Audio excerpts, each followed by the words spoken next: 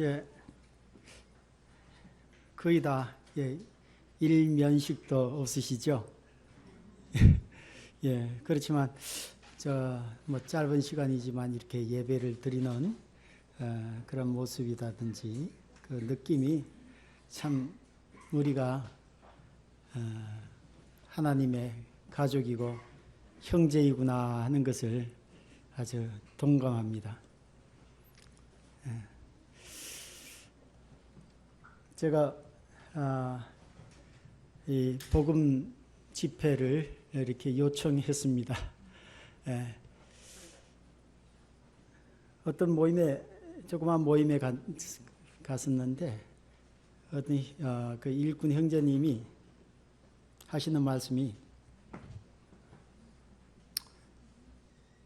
먹고 사는 것이 어려운 게 아니라 영원히 구원받지 않는 것이 굉장히 고통이라고 이렇게 얘기를 했습니다. 동감하고요. 저는 그 가서 사람들이 옆으로 스치면 지나가도 그냥 어떻게 한번 얘기를 해볼까? 또 그냥 말 안 하고 지나가면은 내가 이 영혼을 한 번도 얘기를 하지 않아서 지옥 가게 하는 거구나, 이런 생각이 듭니다.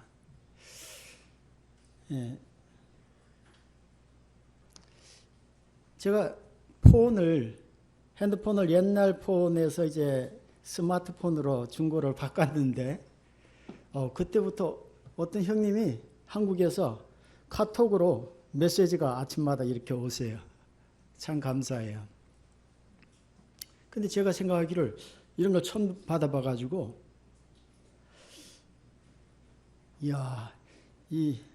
이걸 지금 응답을 해야 되나 말아야 되나 맨날 이렇게 말씀이 오는데 그런 갈등이 생겼어요. 처음 접하니까. 그래서 제가 판단하기를 이 메시지는 나뿐만 아니라 많은 사람들에게 이렇게 보내실 거다, 이렇게 생각하고 응답을 전혀 안 했습니다. 그랬더니 어느 날 말이죠. 몇 달 그렇게 이제 지나다가 어느 날 그 말씀 가운데 제 이름을 딱 넣었어요. 제 이름이에요. 그래서 깜짝 놀래가지고, 저보다 선배시니까 아이고 죄송합니다, 응답을 못해서 죄송합니다 하고 응답을 드리고, 그 후로는 이제 말씀에 대해서 아멘 하고 보내고 그럽니다. 그 후로 제가 느낀 것이요, 그래, 이렇게 좋은 시대에 지금 살고 있구나. 그럼 내게 맡겨진 그 영혼들이 누구일까 생각하면서 한국에 있고 또 멀리 뚝뚝 떨어져 있어요. 뭐 울산, 동해, 뭐 의성, 뭐 뚝뚝 떨어져 있지만 내 친척들, 친구들 한테 아침마다 저도 말씀을 보내기 시작했습니다. 이 복음을 아직 깨닫지 못한 그런 친구들한테. 왜냐하면 그 친구들이 설사 그 가까이 있는 어떤 모임이 있다 할지라도 제가 얘기하는 것이 가장 좋을 거예요. 내하고 친구고, 내하고 친척이고, 가족이고, 그렇죠.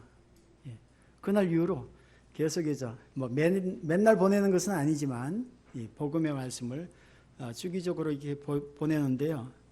참 주님이 그 조그만 것을 사용하셔서 일을 하신다는 생각이 듭니다. 어쩌다가 나오면요, 그렇게 먼데도 갈 일이 생겨요. 그래서 가보면은 전에는 아마 복음 얘기하자 하면은 막 숨어 들어가고 다른 회피하고 이랬을 텐데 상당히 발달되어 있는 것을, 발전되어 있는 것을 볼 수 있었습니다. 그래서 참 여러분들이 지금 이 부분의 사람들한테 복음을 전하지 않는다 할지라도, 이 부분에 사람이 아닐지라도 멀리 있는 내 가족들, 친척들, 내가 빠른 거죠. 내가 가끔 말하기 쉽고, 이렇게 하지 않으면은 후회될 것 같습니다. 오늘 어떤 형제님이 이사야 58장에서 외치라고, 그리고 내 목소리를 아끼지 말라고 이렇게 말씀이 나오는데 참 동감합니다. 하나님 말씀이죠. 이 기쁜 소식이기 때문에 좀 멀리 있고 설사 내가 못 만난다 할지라도 설사 여기에 인도하지 못한다 할지라도 주님이 어떻게 사용할지 모르죠. 전국에 있는 230여 개 모임에서 다 이런 마음을 가지고 이렇게 연결해 놓으면은 언젠가 주님이 그것을 사용하실 날이 있으시라고 생각됩니다. 어쨌거나 제가 다른 보고 좀 짧게 한다 할지라도 그 복음을 제가 전하고 싶은 마음이 있었습니다. 그리고 사람들만 만나면 거기서도 이 복음을 얘기해 보려고 이렇게 시도하고 있습니다. 오늘 마태복음 17장 말씀 보겠습니다.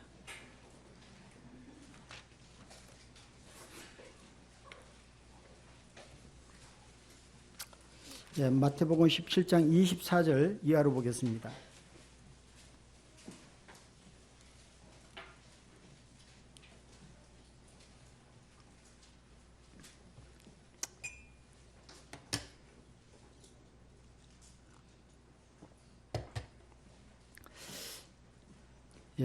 가버나움에 이르니 반세겔 받는 자들이 베드로에게 나와 이르되 너희 선생은 반세겔을 내지 아니하느냐 이르되 내신다 하고 집에 들어가니 예수께서 먼저 이르시되 시몬아 내 생각은 어떠하냐 세상 임금들이 누구에게 관세와 국세를 받느냐 자기 아들에게냐 타인에게냐 베드로가 이르되 타인에게니이다.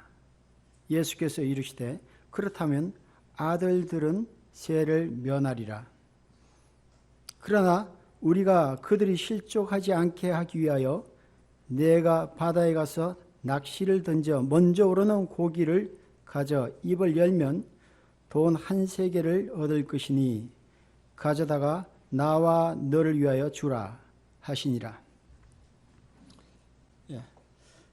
좀 생각해 보세요. 1분 동안. 무슨 내용이에요? 그때 당시에는 통과를 어떤 길을 통과할 때 통관세 또는 성을 통과할 때 통관세를 냅니다. 그러나 그 성주 임금은 물론 안 내고 임금의 가족들 식구들도 내지 않지요. 예수님하고 베드로가 이제 그 길을 통과하셨는데 예수님 먼저 통과하셨어요.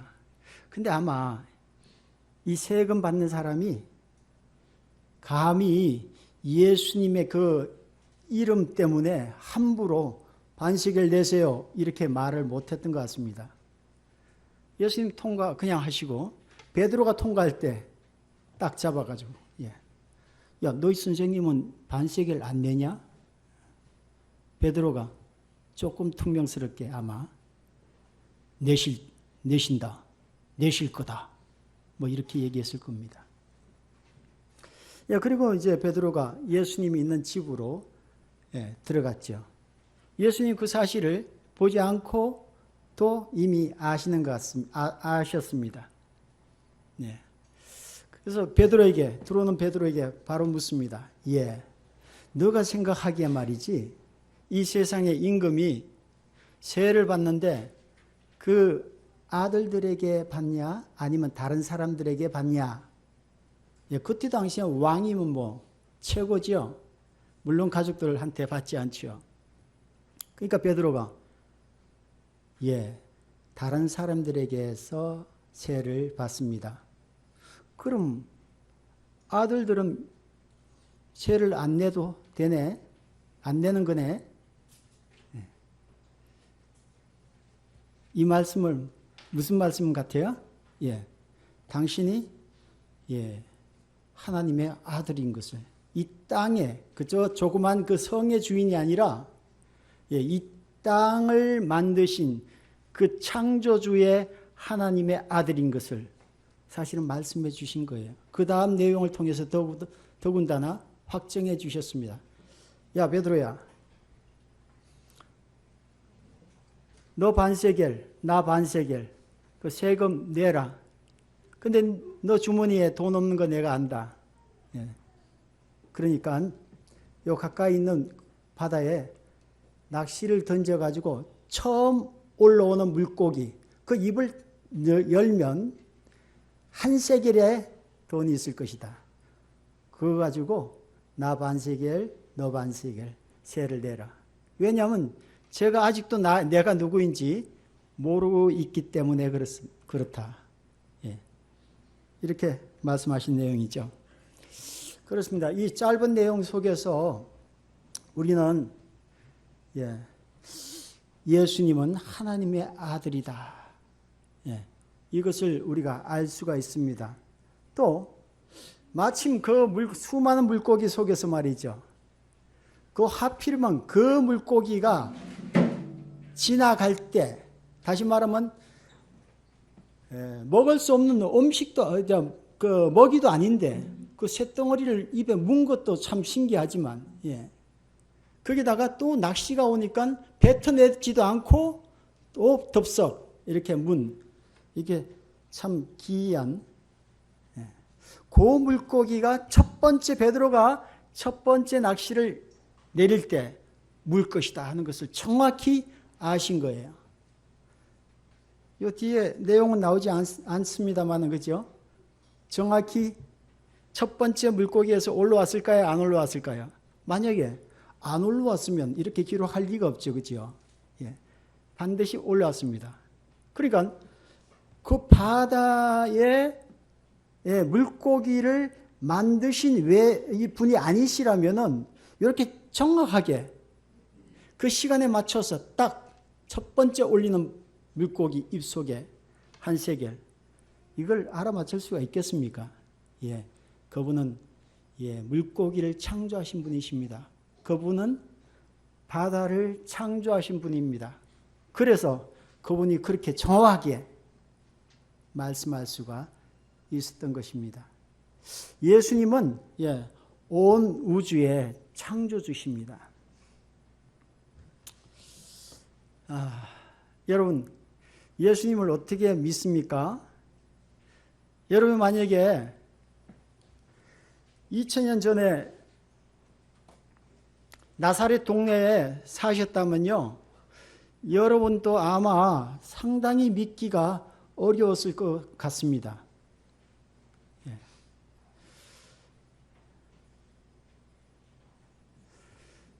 언제 예수님께서 이 땅에 태어나셨습니까? 하늘로부터 이 땅에 오셨습니까? 언제? 지금부터? 2019년 전에. 지금 2019년이죠?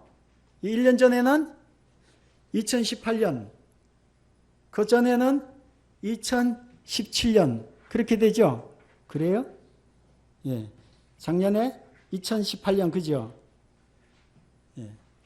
그러면 그 자꾸만 거슬러 올라가서 2019년 전에 무슨 일이 있었을까?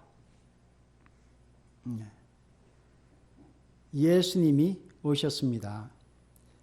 근데 어떤 학자는 그게 사실은 7년 차이가 난다. 또 4년 차이가 난다.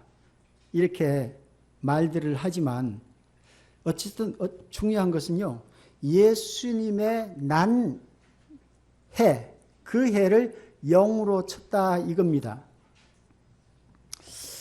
여러분, 역사학자들이 또 역사를 쓰는 사람들이 그때 무슨 일이 일어났다고 이렇게 역사를 줄줄 이렇게 써 나갈 때 제일 중요한 게 뭐냐면 무슨 연도, 몇 월 며칠 이거지 않습니까? 그렇죠? 그 역사가들이 이 역사를 쭉 쓰려고 하다 보니까 이 연도가 필요한데, 만약에 시간의 처음을 알고 있다면 그 처음을 1년 잡고 그 다음 해를 2년 잡고 그 다음 해를 3년 이렇게 하면 되겠는데 그 시간의 처음을 모르니까 어떻게 해요? 어떤 0점을 잡자. 0점을 잡고 이쪽으로 플러스 1년, 플러스 2년 뭐 이런 식으로 생각을 했겠죠. 저쪽으로는 마이너스 1년, 마이너스 2년 이렇게 생각하면 되겠죠. 예, 그렇습니다. 우리 중학교 1학년 들어가면서 또 초등학교 6학년 또 플러스 마이너스 개념을 도입하죠. 그렇습니다. 저 처음을 모르니까 가운데 0점을 딱 잡고 플러스 마이너스로 계산하면 되지 않습니까? 그렇죠? 역사학자들이 0점을 어디로 잡을까 생각을 좀 많이 했을 거예요. 피라미드를 완성한 그 해를 할까? 또 생각해 봤을 거예요. 또는 유명한 사람, 소크라테스 태어난 날을 0점으로 잡을까? 아니면 코타마시트라타가 태어난 날을 0점으로 잡을까? 많이들 생각해 봤겠죠. 나름대로 그렇게 잡습니다. 근데 지금 가장 전 세계적으로 공통적으로 쓰는 0점은 누구를 잡았습니까? 누구 탄생일을 잡았습니까? 아무리 생각해 봐도 예수님보다도 더 유명하신 분은 없다 생각했겠죠. 그래서 예수님 태어난 해를 0으로 잡고 이제 예수님 1살 되실 때 온 세계 달력은 1년입니다. 예수님 몇 세에 돌아가셨습니까? 십자가에서 33년 사시다가 돌아가셨습니다. 그 33년 그때 전 세계 달력은 33년 이렇게 되는 거죠. 물론 예수님께서 무덤에서 3일 만에 부활하시고 다시 40일 동안 제자들하고 같이 거닐고 밥도 드시고 얘기도 하시다가 하늘로 이렇게 들려 올라가셨지요. 그렇습니다. 만약에 예수님께서 지금까지 사셨다면 이 땅에서 몇 세가 됐을까요? 예수님 나이가 연세가 2019세 우리가 할아버지를 사실을 볼 수 있는데 이 땅에 예수님이 계셨다면 아주 할아버지를 볼 수가 있는데 하늘 우편에 계시기 때문에 못 배웠죠. 어쨌거나 이렇게 예수님 태어난 한 1년을 전 세계나 칼렌더로 다 달력이 1년 이런 식으로 사용되고 예수님 이전 시대를 Before Christ 이래가지고 BC 1년, 2년 이렇게 해나가죠. 그렇습니다. 여러분이 만약에 나사렛 동네에 사셨다면 예수님 믿는 것이 사실은 쉽지 않았을 것 같아요. 왜냐하면 여러분들 아시다시피 예수님께서 베들레헴에서 응애응애 태어나셨습니다. 그리고 그 애굽 땅에 잠시 피신하셨다가 돌아오시는데 어디에 머무르셨습니까? 나사렛 동네에서 머무시고 거기서 쭉 자라셨습니다. 30세까지.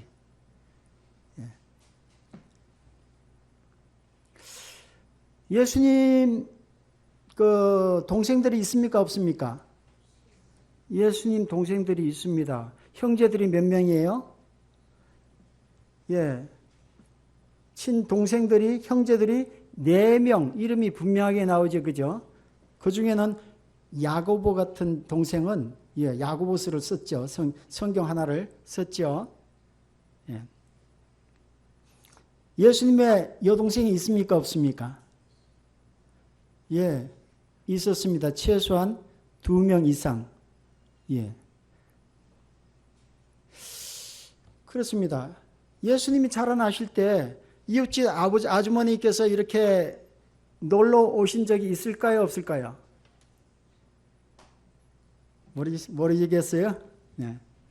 그 나사렛 동네에서 살고 계신데 근데 마리아의 친구들이 있을까요? 없을까요? 예. 예. 마리아 친구들이 있었겠죠. 그러면 옆집에 놀러도 오고 왔다 갔다 그랬었겠죠. 근데 마침 왔을 때 보니까 예수님이 오줌 사시고, 예, 똥 이시고 다 보셨어요. 처음 들어봐요? 그렇습니다. 다 봤어요.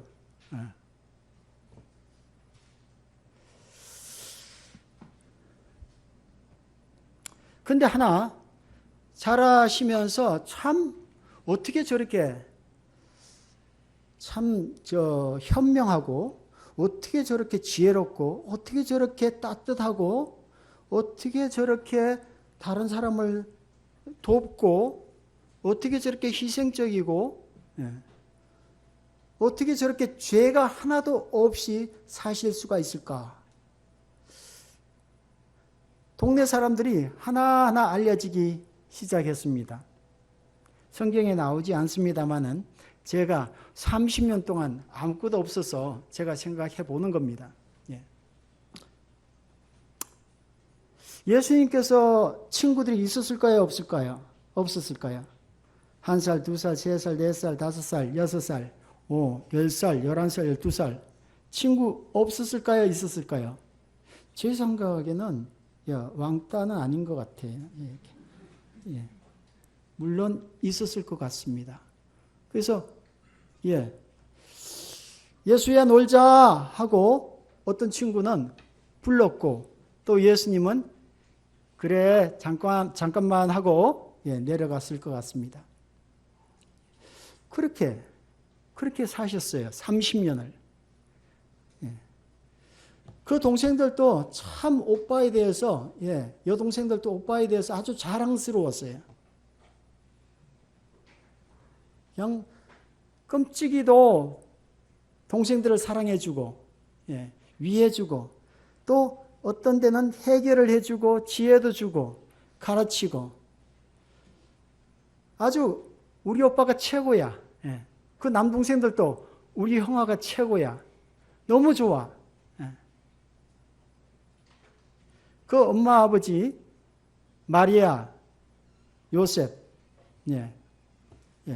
참 너무 기쁨이 돼. 왜냐하면 항상 순종하고 항상 만족하게 아주 기쁨이 되고 어떤 일이든지 참 만족하게 하니 항상 기쁨이 되고 자랑스러웠을 겁니다. 뿐만이겠습니까? 이런 소문은 금방 퍼져나가죠. 나사렛 동네 사람들은요, 예수 하면은 네 집 아들인데 어떻게 그렇게 똑똑하냐? 학교 다니지도 않는데 어떻게 저런 얘기가 나와? 저런 생각이 나올까? 어떻게 저렇게 순종할까? 어떻게 저렇게 사람들을 다 사랑하고 어떻게 저렇게 참고 온 마을의 자랑이었습니다. 사실은 예수님은 아주 그냥 자기 아들을 말을 안 들어서 때릴 때 말이죠. 몽둥이를 때리면서 너 예수의 반의 반만 좀 닮아라 하고 때렸을지도 모릅니다. 하여튼 온 동네에 모범이었습니다. 성경에 나오지 않지만 30년 동안 생각해 보는 겁니다. 12살에는 어떻습니까? 박사급들이 얘기하고 있는데 그 어린 나이에 말씀하니까 이 박사들이 놀라는 거예요. 어떻게 저런 말이 나올 수 있을까? 놀랐습니다. 그렇습니다. 하여튼 가족들, 그 친척들 또 나사렛 동네 사람들 다 아주 존경이 그냥 가는 존중해 줄 수밖에 없는 비록 어릴지라도 또 커가지고 20살, 21살, 25, 30까지 얼마나 참 보기 좋았겠습니까? 다 자랑이었습니다. 그런데 30살 딱 되셔가지고 선언을 하십니다. 여러분 구약 성경에서 그렇게 여러분이 기다려왔던 그 구원자가 나입니다 하고 사실은 말씀하고 계신 거예요. 여러분, 내가 바로 천지를 지으신 하나님의 아들입니다 하고 얘기합니다. 하나님의 아들이라고 얘기할 때는요, 하나님과 동등되다는 뜻입니다. 다시 말하면요, 이 말 듣고 사람들이 분노해가지고 돌로 막 치려고 했거든요. 근데 숨으셨어요. 사라지셨어요. 왜 하나님의 아들이라고 했는데 돌로 치려고 그래요? 이 얘기는 하나님과 동등되다는 뜻이고요. 우리가 그렇게 조상들이 그렇게 예배드렸던 대상이 바로 너라고 이렇게 되는 거죠. 우리가 그렇게 일에 2번이나 금식하면서 11조 꼬박꼬박 갖다 바쳤는데 그것이 대상이 바로 너라고 막 이렇게 되는 거예요. 화가 막 나는 거예요. 그러니까 죽이려고 하죠. 사람들이. 죽이려죠. 이 동생들도요. 정말 형이 너무 자랑스럽고 좋아요. 근데 어느 날 30살 되셔가지고 내가 바로 구원자다, 메시아다, 하나님의 아들이다 이러니까 형 좀 잠잠하게 만들라고. 형 막 데리러 가. 그건 아니지 형. 우리가 형을 좋아하는 거 알잖아. 그렇지만 그건 아니지. 이렇게 된 현상들입니다. 그때 당시에 종교의 지도자들도 얼마나 화가 났습니까? 아주 서기관과 바리새인들을 그냥 아주 회칠한 무덤이다 이러고 말이죠. 아주 저주를 계속해서 퍼부은. 그리고 사람들이 이제 그 메시지를 듣느라고 이렇게 전부 이렇게 시선이 이쪽으로 오니까 더군다나 종교의 지도자들은 아주 화가 나고 그전에는 존경을 받고 이랬는데 우리를 이상하게 보기 시작하는 거예요. 어쨌든 이런 예수님을 여러분 어떻게 믿는 거예요? 사실은 여러분이 나사렛 동네에 있었으면 여러분도 돌로 치려고 했는지도 모르겠습니다. 쉽지 않습니다. 예수님이 여러 이 말씀을 계속해서 전하시는데요. 마태, 마가, 누가, 요한복음 이 4복음서에 보면요. 계속해서 죽이려고 하는 세력과 또 예수님은 그걸 통해 가지고 오히려 하나님의 아들 되시고 구원자 되심을 나타내시죠. 계속해서. 그러니까 이 4복음서를 볼 때는요. 이 전쟁이 막 이렇게 번쩍번쩍거리는 그런 전쟁터에 와 있는 것 같아요. 오늘 여기 읽은 말씀 보셔도요. 마찬가지입니다. 마태복음 17장 그 24절 이하로요. 보시면은 여러분이 정말로 그때 당시에 베드로 입장이라면 여러분이 깜짝 안 놀라겠습니까? 정말이네. 하필이면 내가 첫 번째 올린 물고기에 한 세겔이 있네. 정확하네. 아마 베드로가 두 번째 물고기도 혹시 해가지고 낚아 올렸는지도 모르겠습니다. 근데 꽝이 있을 거예요. 예수님은 첫 번째 올린 물고기에 이것을 통해 가지고 바로 내가 물고기를 만들었고 또 온 바다 또 온 세상을 사실은 창조한 창조주임을 말씀하신 겁니다. 이런 기적, 이런 표적이 아니면은 우리가 예수님의 설교 말씀을 통해서만 우리가 믿기가 좀 어려웠을 거예요. 여러분 지금 그냥 물고기에 그 입 열어보니까 한 세겔 이거 가지고 전혀 놀라시지 않으신데요. 아마 그때 그 베드로의 심정이 되지 않아서 그런지 모르겠습니다. 여러분 하도 기적을 많이 이제 얘기를 들어서 그런지도 모르겠습니다. 예를 들면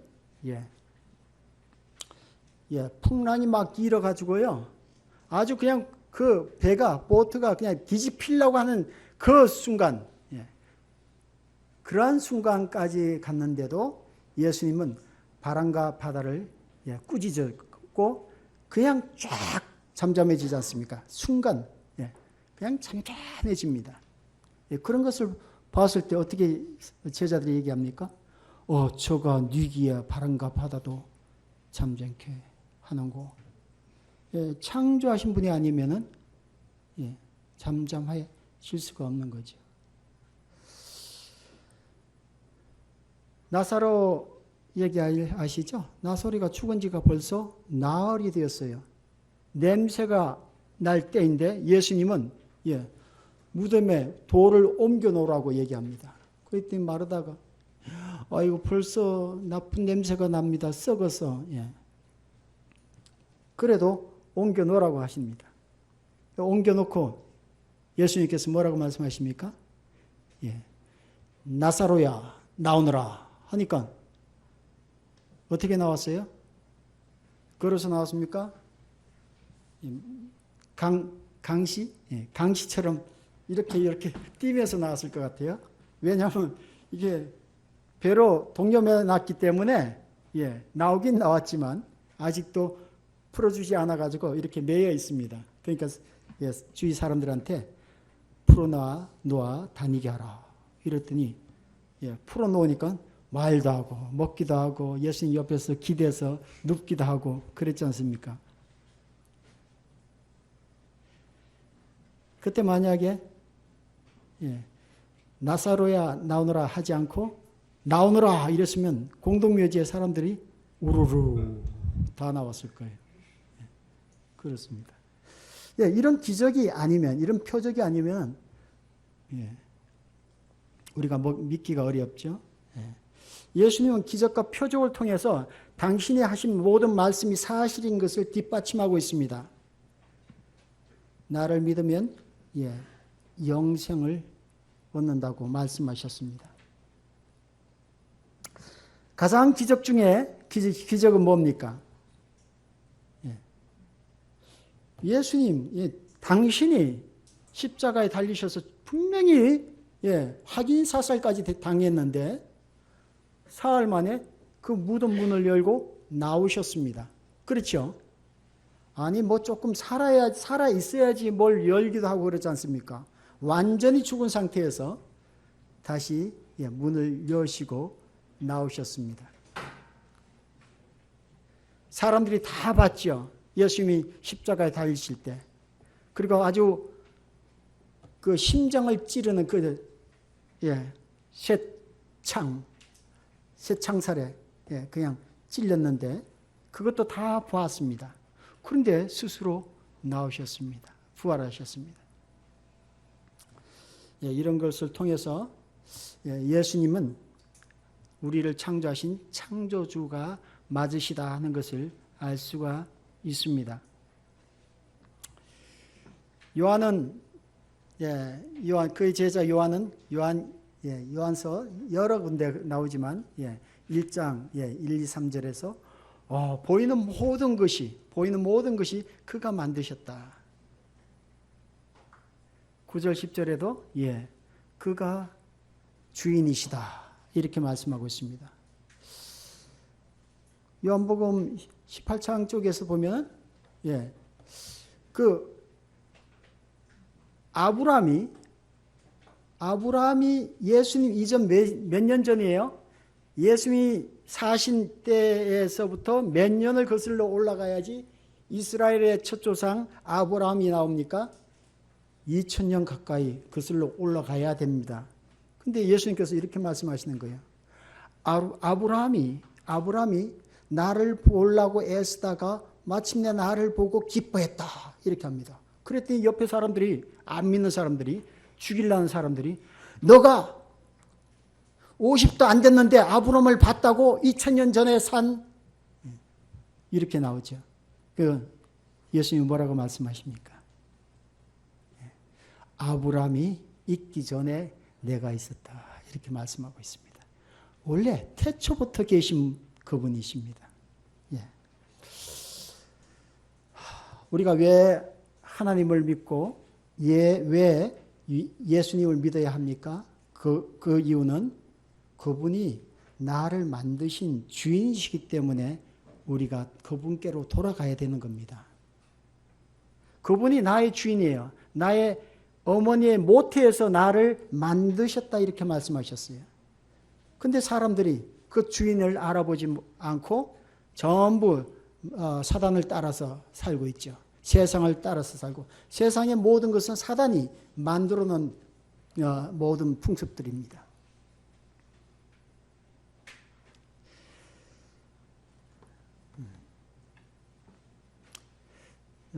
제가 어릴 때 강원도 묵호였는데요. 제 집이 저 뒷집 아저씨가 병아리를 키워요. 근데 이제 병아리가 커가지고 이제 꽤 커가지고 알을 낳는데요.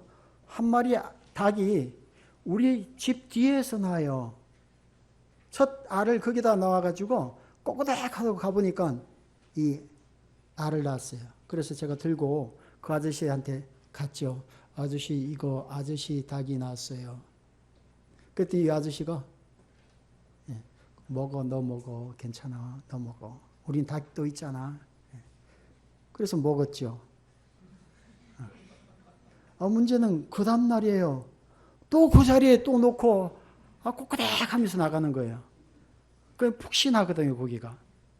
그래가지고 또 이제 갖고 갔죠. 아저씨 이거 또 났어요. 이랬더니 이 아저씨가 조금 기분이 안 좋은 것 같아요. 그렇지만 이제 너 먹어, 괜찮아. 이래.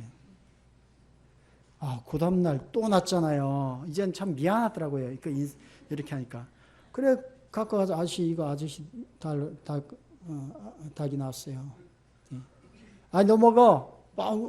완전히 성질 났어요, 이제 지금. 왜 성질 났을까요?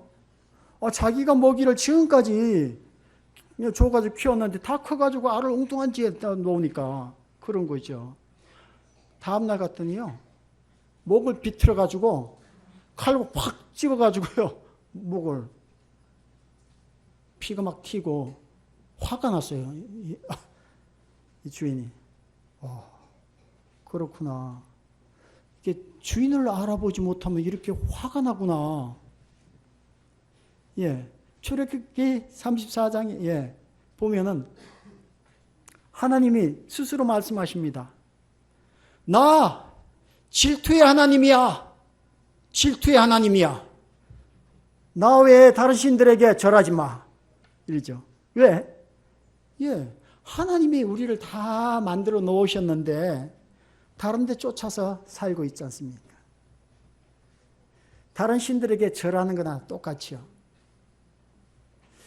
제가 오기 전에 얼마 전에 우리 가정 집회에서 복음을 전하는데 이웃 사람들을 초청해가지고 전하는 거예요. 제가 이 복음을 전하면서 아주머니 만약에 아주머니 남편이 다른 여자하고 산다면 얼마나 화가 나고 질투심이 나겠냐고 이랬더니 이 아주머니 딱 듣더니 바로 난 절대 질투 안 한다고 하는 거야. 한 번 그랬으면 되는데 몇 번 그런 거예요. 한 3-4번 그러는 거예요. 그래서 끝나고 이상하다. 이 아주머니 왜 이러지 있어요. 끝나고 이제 나오는데요. 어떤 자매님이 쫓아와요. 왜 저 아줌마는 그런지 아냐고. 모르는데 그 맞은편에 앉은 아줌마가 남편을 뺏어가서 지금 아들 3명 놓고 잘 살고 있다고. 그래서 그 한 마을에 그렇게 살고 있는 거예요. 근데 마침 복음 집회에 같이 온 거예요. 그러니까 이제 그 앞에 상대가 있으니까 막 부인하는 거예요. 근데요, 정당한 질투는 정말 하나님을 닮은 거예요, 우리가. 정당한 질투 필요합니다. 이거 하나님으로부터 온 거예요. 하나님이 나 질투의 하나님이다. 그래서 사단을 따라서 살다가 하나님의 진노의 잔을 마시게 되는데요. 그것이 바로 지옥불입니다. 지옥불. 이 물고기 입안에 한 세계를 정확히 말씀하신 그 하나님, 그 예수님이 이렇게 말씀하셨습니다. 마가복음 9장 말씀 한번 보시겠습니다. 마가복음 9장.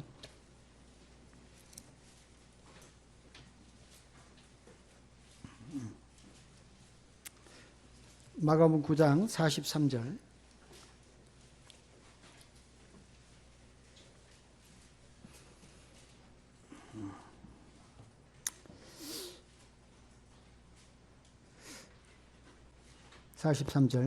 만일 내 손이 너를 범죄하게 하거든 찍어버리라.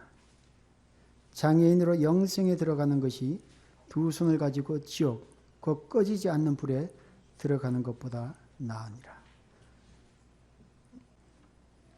그 지옥은 꺼지지 않는 불이라고 얘기하고 있습니다. 예수님께서 정말로 충고하는 거예요. 너 손이 범죄했거든. 그 손을 찍어버렸더라도 온몸이 지옥에 던져지지 않는 것이 정말 좋다. 내 정말 사랑으로 충고한다. 너 그거 아프다고 해서 안 끊어내고 그냥 다뤄놨다가는 온몸이 영원한 지옥에 그 불이 계속해서 꺼지지 않는 그곳에 들어간다 하고 말씀하셨습니다.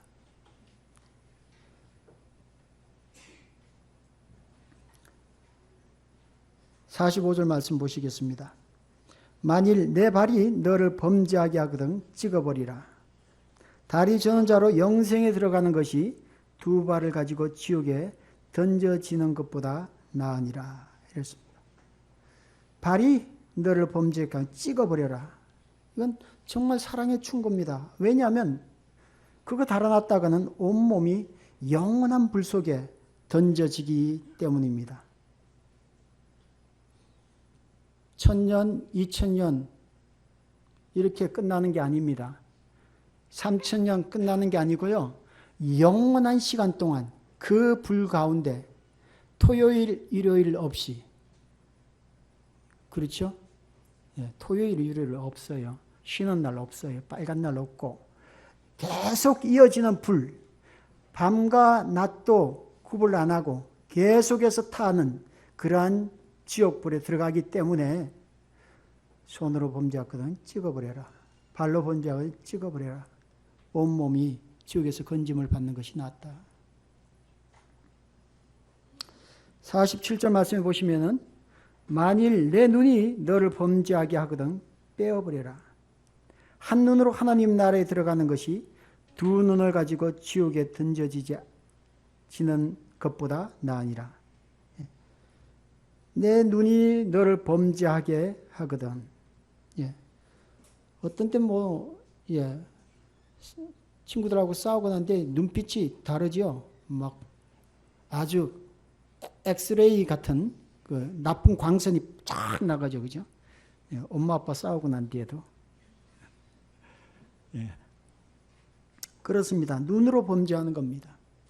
그럼 눈을 빼버렸어라도 온몸이 지옥에 던져지지 않는 것이 낫다. 왜냐하면 48절 말씀에 보면요.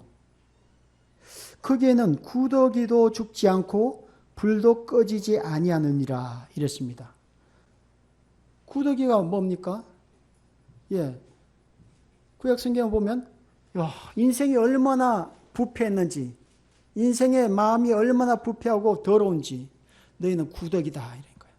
구더기가 죽지 않는 곳이 지옥입니다. 그러니까 너무 힘들어가지고 정말 물 한 방울을 구하려고 해도 구할 수 없는 것이 지옥인데 너무너무 괴로워가지고 이제 지금 1025년 살았는데 지옥에서 이젠 죽어야 되겠다. 너무 괴로워서 해가지고 혀를 깨문다 할지라도 죽여주지 않는 곳이 지옥이다 이런 얘기예요. 구더기가 죽지 않는 곳. 내가 그 불 속에서 2000년을 벌써 지냈는데 이젠 더 이상 그 견디기 어렵다 해가지고 목을 매가지고 죽는다 해도 죽여주지 않는 곳이 지옥입니다. 지옥에 들어가면 이미 늦었습니다. 다시는 헤어날 수 있는 방법이 전혀 없습니다. 그 뜨거움을 피할 수 있는 방법도 전혀 없습니다. 영원히 그 고통 속에서 있는 거죠. 그러니까 손발을 찍어버려서라도 눈을 빼버리서라도 그게 들어가지 않는 것이 낫다. 그럼 우리는 얼마나 죄인입니까? 아주 그냥 거기 말로는 찹찹찹 합니다. 뭐 이것도 죄지, 이것도 죄지. 끊어버리고 이게 동강동강 내는 것을 찹찹찹 합니다. 거기에서. 그래서 동강동강 칼로 다 찍어버리고 여기도 파버리고 우리의 생각도 나쁜 계획이 많죠. 뽑아버리고 뭐 남는 게 뭐 있어요? 이것저것 다 떼면 그죠? 아주 그냥 뭐 이렇게 되는 거죠. 다시 말하면 이것을 통해서 누구든지 나 조금 죄인이네 하지 말라는 뜻입니다. 나 조금 죄인이야. 아니에요. 예수님 말씀하시기를 이미 머리끝에서부터 발끝까지 충분히 죄인이라는 것을 말씀하고 있는 거예요. 다 찍어내도 뭐 더 갚을 게 없는 충분한 죄인이라는 거예요. 49절 말씀 보시겠습니다. 49절 사람마다 불로서 소금치듯 함을 받으리라. 사람마다 불로서 소금치듯 함을 받으리라. 제가 어릴 때 여름 비가 많이 올 때요. 이 지렁이 땅에서 지렁이가 이렇게 막 올라와요. 땅에서. 빨간 지렁이 알죠? 지렁이. 꼬불꼬불꼬불. 지렁이 봤어요? 지렁이? 꼬불꼬불꼬불. 근데 우리 집에는 소금이 항상 있어. 왜냐하면 아버지가 이 고기 잡는 어부셨어. 그러니까 고기를 항상 이렇게 간절해가지고 오랫동안 먹어야 되니까 항상 소금이 있어요. 어느 날 여름인데 비가 주절 오는데 빨간 지렁이가 막 꾸불꾸불 다 올라오는 거야. 그래서 소금 테스트를 해봤지. 호기심에서 소금을 이렇게 뿌려봤는데 어떻게 됐을까? 와, 뿌리자마자 막 이러는 거예요. 살려달라고 막 이러는 거예요. 그냥. 한참 그러더니 푹 죽어버려. 한번 테스트 해봐요. 지렁이. 아주 지옥에는 아주 불로서 소금치담을 당한다. 불로서 소금. 아주 뭐 쉴만한 곳이 없는 거예요. 아주 저기 좀 쉴만한 곳이다 하고 옮겨봤자 소용없어요. 거기 가면 똑같이 그냥 소금 치듯이 불로서 소금침을 당한다. 자, 오늘 말이죠. 제가 복음을 전하는 것이 아니라 복음의 동기를 말씀드리는 거예요. 어떻게 보면. 왜 우리가 하나님을 믿고 예수님을 믿어야 됩니까? 그분이 창조주이기 때문에 그렇습니다. 창조주. 나를 만드신 분인데 나를 버리고 가? 목을 비틀어 가지고 친 그 뒷집 아저씨처럼 하나님의 진노가 얼마나 클까요? 그래서 우리가 예수님을 믿어야 되는 거이고 또 지옥에 던져지는 것이 분명하니까 지옥에 이렇게 얘기하니까 한참 뒤 얘기로 이렇게 생각하시는데요. 제가 거기 사람들은요, 복음을 전하면 도저히 그냥 집중을 못하고 오지도 않고 그래요. 자극이 없으면 안 돼요. 제가 아주 솔직하게 얘기합니다. 여러분, 이렇게 몇 명 안 돼요. 여러분 중에서 20년 후에 여기 있을 사람이 반수도 안 될 것 같습니다. 금방 가요, 시간. 내가 10년 여기서 살았는데, 11년 살았는데, 금방 지나왔듯이, 설사 연장이 아니라 충분히 해가지고 20년 했는 거예요. 20년 후 금방 지나갑니다. 그 다음에 바로 어디 가요? 지옥 갑니다, 지옥. 불의 혀가 날름날름 지금 또 기다리고 있는 거예요. 그렇게 멀지 않습니다. 영원한 시간에 비하면 우리가 너무 짧은 시간에 살고 있고요. 지금 여기 앉으신 분들은 벌써 반 이상들 사셨어요. 남은 거 얼마 없습니다. 짧습니다. 10년 금방 지나가고요. 지금 구원받아 놔야 합니다. 여러분이 어떻게 해서 그 구원을 받냐?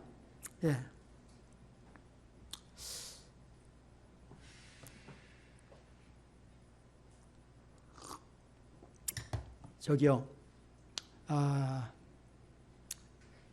많은 기독교인들이 있어요.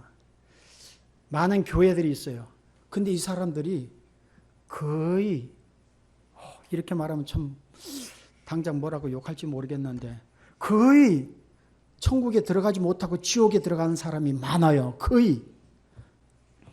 왜 많은 크리스찬들이 천국에 들어가지 못하고 지옥으로 던져질까요? 정말 안타까워요. 너무너무 수고했는데 그 수고의 대가는 하나도 받지 못하고 그냥 11조도 꼬박꼬박 갖다 바치고. 우리 옛날 친구가 와가지고 얘기하더라고요. 저한테 필리핀까지 쫓아왔어요. 아이고, 난 우리 아내 때문에 교회는 나가는데 11조를 맨날 강조한다고 그래요. 목사님이.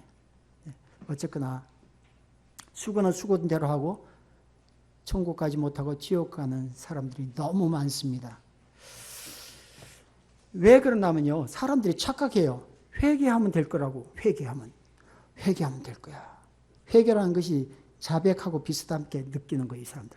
회개하는 거예요. 눈물을 흘려서 기도하고 말이죠. 또 시원치 못하면 산기도까지 갑니다. 새벽기도 가서 울고 불고 산기도 가서 울고 불고 그러면은 어떻게 하나님이 용서해 주신다고 했으니까 용서해 주실 것이라고 생각하는 거예요. 여러분 생각해 보세요. 여러분 기억에 한계가 있습니다. 하나님 이거 회개합니다. 용서해 주세요. 몇 가지? 해보니까 7가지, 8가지. 요거 죄입니다. 저 용서해 주세요. 했다고 해요. 하나님이 너 그거밖에 없냐? 잠깐만 계세요. 5가지 더 생각납니다. 13가지. 그거밖에. 이래가지고 해결될 문제가 아닌데 사람들이 계속해서 눈물을 흘리면서 그냥 그 회개를 합니다. 사실은 하나님의 우리의 각자의 죄의 목록이 있는데 한 살 때부터 죄를 무지무지하게 지었습니다. 수만 가지예요. 2살, 3살, 4살. 한 살이 무슨 죄를 짓냐고요? 어떤 때 말이죠. 엄마가 우유를 늦게 주면은 막 화를 내잖아요. 막 울면서 화를 내는 거예요, 그거. 그때부터 막 죄를 짓게 해가지고 수만 가지인데 고작 열 몇 개 가지고 용서해달라고? 안 되는 거예요. 또 어떻게 하냐? 여기에서 좀 부족하니까 그래 11조 잘 내고 또 착한 일 좀 하고 라이온스 클럽 같이 선한 일들을 위해서 클럽을 조직해가지고 좀 할아버지 홀로 사는 할아버지들 벽지도 붙여주고 이렇게 하면 되지 않겠냐? 노력합니다. 그리고 무슨 생각이에요? 또 그래 목사님한테 요즘 충성하지 못해가지고 순종하지 못해가지고 목사님 충성합니다. 맹신하는 거죠. 목사님들이 그런 사람을 코를 껴요. 그냥 코를 껴고 다니는 거예요. 왜? 율법으로 해가지고 뭔가가 찜찜하거나 아직 더 덜 됐는 것 같고 맨날 그냥 정성이 부족한 거예요. 그러니까 목사님 그 순종하느라고 애를 먹는 거예요. 그러다가 정말 정작 복음은 놓쳐버리는 아주 기쁜 소식은 놓쳐버리는 이런 현상들이 일어나는 겁니다. 제가요 그 동두천에서 사역할 때 한 집 한 집 복음을 두드리면서 복음을 전했어요. 어떤 집에 복음을 이렇게 두드리니까 소리가 안 나요. 이게 인기척이 없어요. 신발은 있는데. 그래서 제가 또 두들겼어요. 또 안 나요. 마지막이다 하고 딱 두드렸는데 그때야 아주 노인이 80대 할아버지가 삐끗 문을 여는 거예요. 돌짜기 문 있죠. 옛날 집.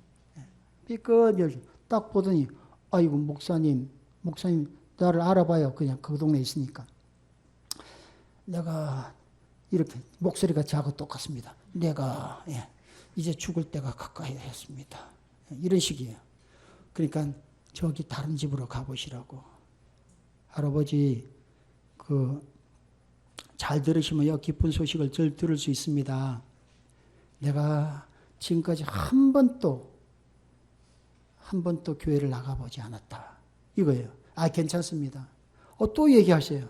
내가 지금까지 이 나이 되도록 80이 되도록 한 번도 성경을 읽어본 적도 없고 헌금 해본 적도 없대요. 아이고 괜찮습니다. 그냥 마음은 열어놓으시고요. 들으시면 됩니다. 그러니까 3번 정도 하다가 그러니까 안 되니까 이제 들어오시라고 이러는 거예요. 그래서 제가 들어갔죠. 들어가서 복음을 전했습니다. 이제 주기적으로 이제 복음을 전했죠. 한 4개월 정도 됐나요? 이 할아버지가요, 그렇게 아파가지고, 숨 넘어가면 칙칙 뿌리고, 숨 트이고 이런 분이거든요. 정말 오늘 내일이에요. 하는 분들이. 근데 4개월쯤 성경 공부를 딱 하더니, 그날에는 얼굴이 쫙 펴지는 거예요.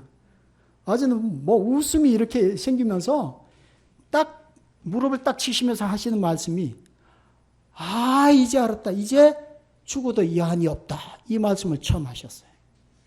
이제 죽어도 여한이 없대. 영생 얻은 거예요. 그 후로 한 4년 더 사시다가 교회도 나오시고 4년 더 사시다가 가셨는데 그렇습니다. 이 복음은요. 완벽하게 100% 깨끗하게 하는 거예요. 그냥 99% 이렇게 용서받는 게 아니고 1% 때문에 천국 못 가요. 그렇게 해서. 회개하고 착한 일하고 헌금하고 목사님 순종하고 이래도 남은 죄가 너무 커가지고 못 가요. 그럼 어떻게 해요? 예수님 말씀하셨잖아요. 내가 거듭나야 하느니라. 2번 태어나야 된다는 거예요. 2번. 그냥 죄된 몸 가지고 조금 착하게 만들어 보려고 반들반들하게 해도 소용이 없다는 거예요. 아예 그건 죽고 죄인은 죽고 새로 죄 하나도 없는 상태로 100% 순수한 그런 상태로 태어나라는 거예요. 그렇게 태어나면 된다는 거예요.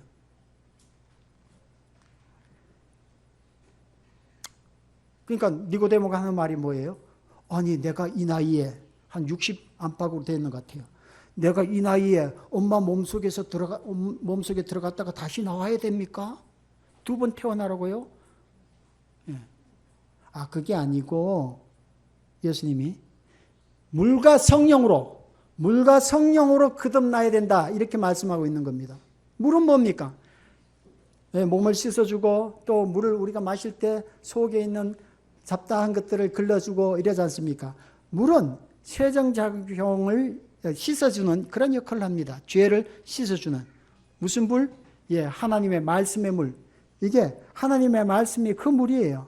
말씀을 공부하지 않고는 거듭날 수가 없습니다. 도대체. 여러분, 요 1시간에 어떻게 잘 들어가지고 거듭나야지. 이렇게 생각하면 차고입니다. 공부를 제대로 해야 됩니다. 마음 있게 그냥 형식적으로 왔다 갔다 해가지고 될 일이 아닙니다. 성경 공부를 3달, 4달 이렇게 하다가 보면 어느 날 성령이 감동해 주십니다. 이거구나. 이 할아버지처럼. 이렇게 거듭나야 되는 겁니다. 어떤 아주머니가요. 아주 옛날 집인데 그게 이제 집수리 하는 사람 불러가지고 여기 이렇게 좀 고쳐주세요. 이쁘게 해주세요. 또 여기 요렇게 좀 달아내가지고 또 이쁘게 해달라는 거예요. 그리고 전체적으로 좀 이쁘게 해주세요. 이러는 거예요. 이것저것 고치달라고 다 들어보더니 이 업자가 하는 말이 아주머니 그렇게 해가지고 하나하나는 이쁘게 만들 수는 있지만 전체적으로 보면은 보기가 안 좋습니다. 차라리 돈을 조금 더 내든지 해가지고 지금 고치는 그 값에 거의 비슷하게 새로 다 털어버리고 옛날 집을 부숴버리고 새로 이쁘게 만들 수가 있습니다. 이렇게 얘기하는 걸 봤습니다. 그렇습니다. 우리의 옛 속성 가지고 옛 죄인된 몸으로 어떻게 좀 깨끗하게 해가지고 수리 좀 해가지고 하나님 나라에 가겠다고요? 전혀 갈 수 없습니다. 하나님은 거룩하신 분이기 때문에 죄가 가까이 할 수가 없고요. 1% 남은 죄도 가까이 할 수가 없는 겁니다. 그것 때문에 지옥 가는 거예요. 그러니까 어떻게 해요? 완전히 새로운 사람을 태어나는 겁니다. 두 번째. 말씀과 성령으로 2번째 태어나라고 하는 겁니다. 그거 외에는 방법이 없습니다. 근데 놀랍게도 이건 쉬워요. 그래서 이거 복음이라는 거예요. 복복자, 소리음자. 이게 아주 굿뉴스, 아주 획기적으로 기쁜 뉴스라는 뜻입니다. 4개. 이렇게 99%가 아니라 100% 깨끗하게 될 수 있다고. 이거야말로 기쁜 소식 아닙니까? 여러분 거듭나셔야 됩니다. 오늘 복음을 전하는 것이 아니라 왜 우리가 복음을 깨달아야 되냐 하는 것을 말씀을 드린 거예요. 설사 이제 앞으로 이제 성경 공부를 하면서 복음이 뭐다고 이렇게 그리스도의 십자가의 사건들을 잘 얘기해 주실 겁니다. 그렇다 할지라도 그 사람이 거듭나게 할 수는 없는 겁니다. 어느 날 성령께서 터치해 주시면 그 모든 것이 밀려와요. 아, 이렇게 연결되구나. 이게 거듭나는 거구나. 이렇게 죄 사함 받는 거구나. 100% 이겁니다. 성경 공부 이제라도 시작하시면 좋습니다. 기도하고 마치겠습니다.